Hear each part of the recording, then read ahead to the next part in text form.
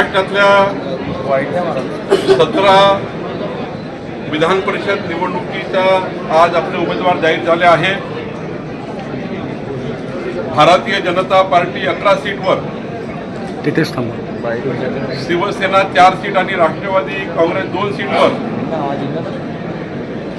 अशी महायुती महाराष्ट्रात होऊन आज नागपूर जिल्ह्यामध्ये भारतीय जनता पार्टी, राष्ट्रवादी, शिवसेना, रिपा, जोगेंद्र कवाडजी आणि आपली 13 पक्षांची महायुती आहे। या महायुतीच्या माध्यमातून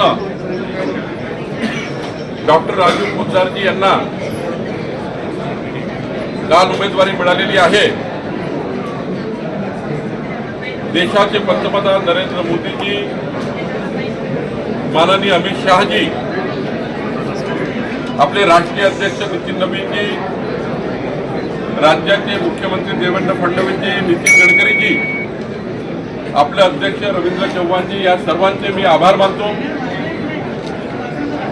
आज आपल्याला डॉक्टर पोद्दारजींचं नॉमिनेशन करायचं आहे आणि मला इथनं अमरावतीतही नॉमिनेशन करायला जायचं आहे। अमरावतीला प्रवीण पोटे हे उमेदवार झाले आहे, भंडाऱ्यामध्ये अविनाश ब्राह्मणकर उमेदवार झाले आहे आणि आपले नागपूरचे अरुण लखानी जे आपल्या राज्याचे सहकोषाध्यक्ष आहे ते वर्धा, चंद्रपूर, गडचिरोली या विधान परिषदेचे उमेदवार झाले आहेत। आज दयाशंकर तिवारीच्या अध्यक्षतेखाली आम्ही नॉमिनेशन करणार आहोत। या नॉमिनेशनला माननीय प्राध्यापक अनिल सोलेजी, आपल्या महापौर नीताताई, माननीय आशिष देशमुखजी, आपले सर्व आमदार, आपले सर्व माजी आमदार आणि प्रवीण दटकेजी या ठिकाणी आहेत, आपले राजू हरणेजी आहेत, आपले गवाडेजी आहेत, सर्वच जाऊ। तुम्हाला माझी विनंती आहे की आपण गेटपर्यंत जाऊ आणि गेटपर्यंत ते 4-5 लोकांना, 4च लोकांना आतमध्ये एंट्री असतं, त्यामुळे आपल्या सर्व नगरसेवक, मतदार यांनी वाईट वाटून घेऊ नये की बाबा आतमध्ये आम्हाला का घेतलं नाही, कारण 4च लोक अलाव असतात, नाही तर फॉर्म हा अवैध होईल, वैध होणार नाही। 4च्या वर आतमध्ये गेले तर फॉर्म अवैध होतो। त्यामुळं मला या गोष्टीचा अभिमान आहे। या ठिकाणी सर्वच उमेदवार जे तिकीट मागितली होती ते सर्वच या ठिकाणी मजबूतीचे होते, पण आता डॉक्टर पोद्दारजींना ही उमेदवारी मिळाली आहे।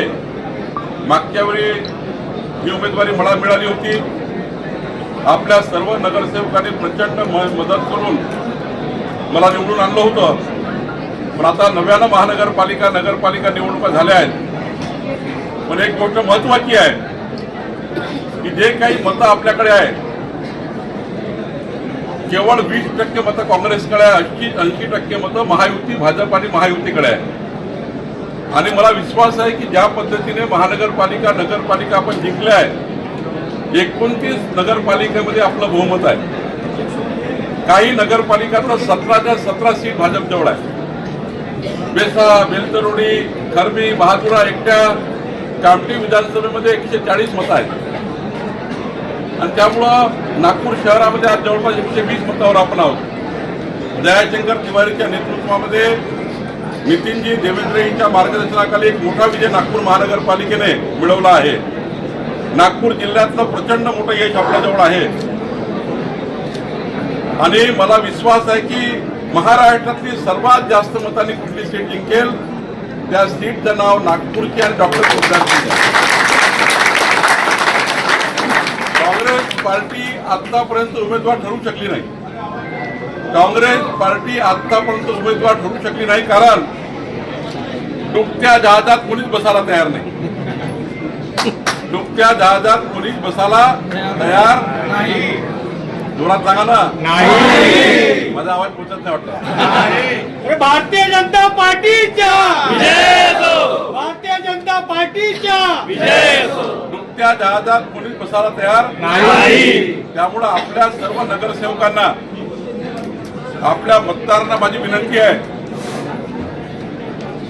की आपल्या आपल्या भागामध्ये जे जे मतं आपण मिळवू शकतो, तुमचं मत आहेच, पण तुमच्या प्रयत्नाने आपल्याकडे नसलेलं मत समजलेले असाल,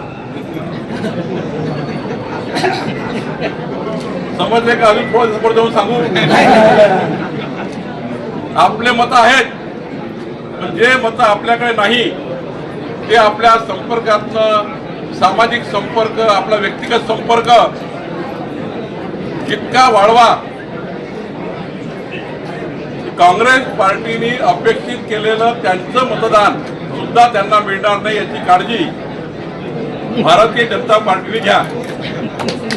म्हणजे कुणाला आपल्याला प्रलोभन दाखवायचं नाहीये, कुणाला आपल्याला त्या ठिकाणी कुठल्याही पद्धतीने आपल्या सत्तेचा गैरवापर चालू आहे वगैरे असं करायचं नाहीये. पण डॉक्टर पोद्दार बद्दल जे जनतेमध्ये मत आहे, उमेदवार हा असा असतो तो आपल्या भरोश्यावर 10, 20, 25 मतं मिळवू शकतो. तुमच्यासारखे कार्यकर्ते, देवदुर्लभ कार्यकर्ते बसलेले आहेत, वर नेते आहेत, या सर्व नेत्याची क्षमता आहे आणि त्यामुळं जास्तीत जास्त मतं डॉक्टर पोद्दारकडून मिळवून आपल्याला काय पाहिजे? उमेदवार महत्वाचा नाही आहे, भारतीय जनता पार्टीकडे असलेले मतं राखून 100 मतं जास्त मिळाले, हे या ठिकाणी खरा विजय आहे. ते करू शकतो की नाही करू शकत आपण? करू शकतो की नाही? फक्त कोण कोण नाही करू शकत हात वर करा. करू शकता. त्यामुळं नागपूरमध्ये प्रवीण दटकेजी, दयाशंकर तिवारीजी, ग्रामीण मध्ये आपले दोन्ही अध्यक्ष आनंदराव राऊतजी आणि मनोहर कुंभारेजी यांच्या नेतृत्वामध्ये दयाशंकर तिवारीजी, मनोहर कुंभारेजी, आनंद राऊतजी यांच्या मार्गदर्शनाखाली आपण निवडणूक लढणार आहोत. तिन्ही अध्यक्षाचं जे मार्गदर्शन राहील ते मला, आमच्या आमदाराला त्यांनी करावं. आमच्या तीनही भाजपच्या अध्यक्षांनी जी भूमिका ठरवेल ती आम्हाला मान्य राहील. प्रचार कैसा करायचा, प्रसार कैसा करायचा, दयाशंकर जी आपके नेतृत्व में दोनों अध्यक्ष के साथ बैठ जाइए और हमें बताइए कि कैसा कैसा आगे करना है. लेकिन निश्चित रूप से एक बहुत बड़ी जीत हम नागपुर में नितिन गडकरी जी को, देवेंद्र जी को देने वाले हैं.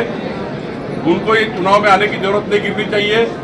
उनको हमको ये गिफ्ट देनी है कि हमने कार्यकर्ताओं ने पराक्रम लाके, ऐसा पराक्रम कि हमने जो वोट थे उससे भी ज्यादा वोट लेकर जीते हैं, ये करेंगे. आपका सबका बहुत बहुत धन्यवाद. हम सब लोग जाएंगे और थोड़ा अंदर जाते वक्त सहकार्य करिए. 4 ही लोग अंदर आएंगे तो मुझे लगता है कि आप सब लोग समझ लेंगे.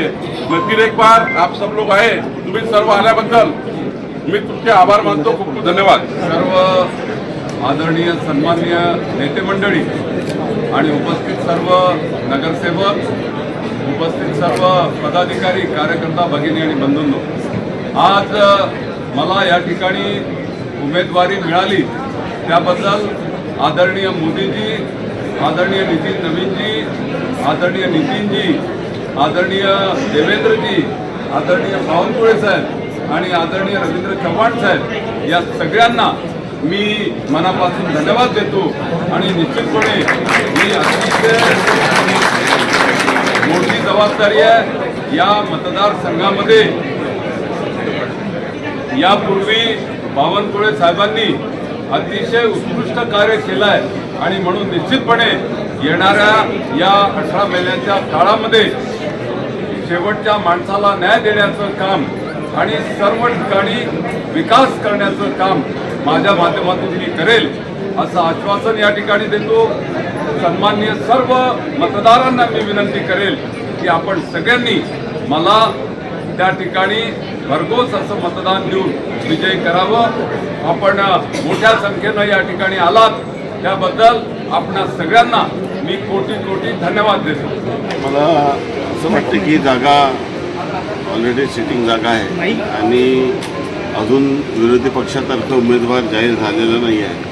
एकंदरीत महाराष्ट्रातच ज्या पद्धतीचं मॅन्डेट महाराष्ट्राच्या जनतेने महायुतीला दिलं आणि ज्या पद्धतीचं लोकांचं पाठबळ आमच्यासोबत आहे, तर मला असं वाटत नाही की विरोधी पक्षाचा उमेदवार कुठे आमच्यासमोर टिकू शकेल.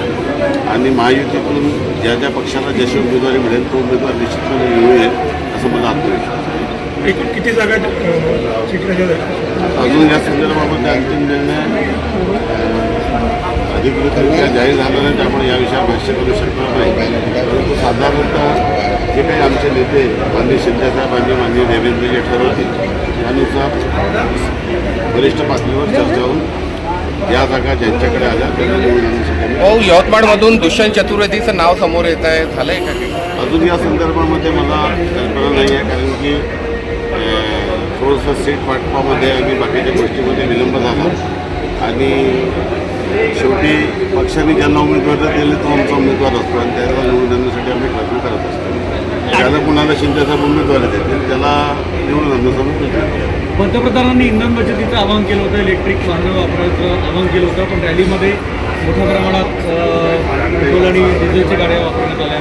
मी तर काय डायरेक्ट आत्ताच आलेलो आहो आणि एकट्या गाडीने आलेलो आहो, त्यामुळे मी ते पाहिलेलं नाही, मी थेट आत्ता आलेलो आहोत. बावनकुळे साहेबांनी म्हटलं की आम्ही तर जिंकलो, परंतु विरोधी पक्षाचे सुद्धा मतदान आम्हाला मिळणार, असं बावनकुळे साहेबांनी म्हणाले. मला ही जी परिस्थिती आहे आणि डॉक्टर पोद्दार साहेब हे वर्षानुवर्षापासून एक निष्ठेने काम करत होते, त्यांना उमेदवारी मिळाली त्याचा आनंद एक वेगळा आनंद आहे. एका निष्ठावान अनेक वर्षापासून काम करणाऱ्या एका विश्वासू कार्यकर्ता आणि निष्ठावान कार्यकर्ता यांना उमेदवारी मिळणे हे एका कार्यकर्त्यांना एक कार्यकर्ता म्हणून प्रत्येकाला असा आनंद आहे, कुठल्याही पक्षाचा असेल तो. आणि ते भरघोस मताने ऐतिहासिक मताने आजपर्यंतचं सर्व रेकॉर्ड तोडून निवडून येतील याच्याबद्दल माझ्या मनात शंका नाही.